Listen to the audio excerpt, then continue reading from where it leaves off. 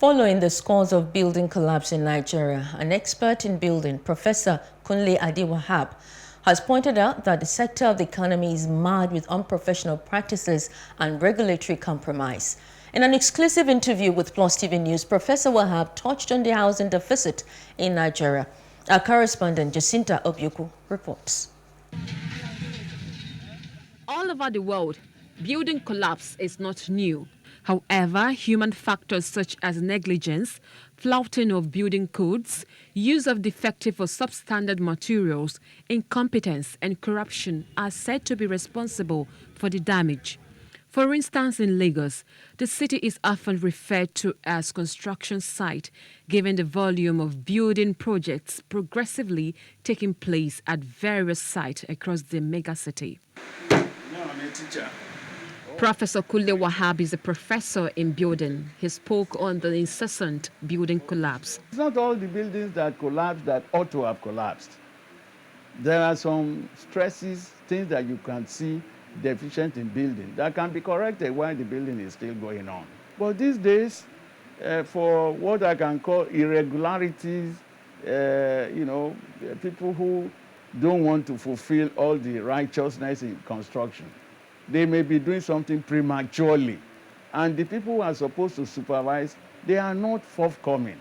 Or, I want to use the word that people have paid for non-coming, but they still sign that they come and seen it and it's okay.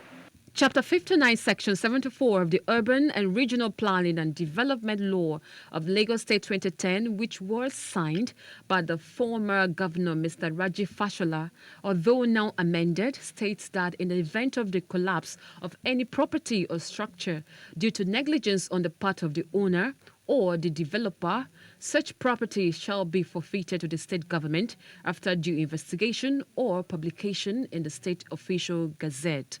But to today, nobody has been prosecuted for building collapse or the building sites taken over by the government in accordance with the established position of law.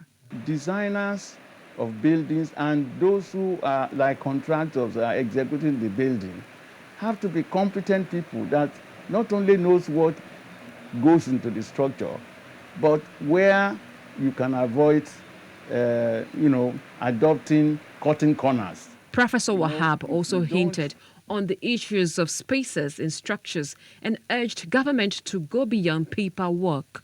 Not every house should have shops and of different characters in front of their, buildings, because they will add, whether we like it or not, to the overloading of building itself.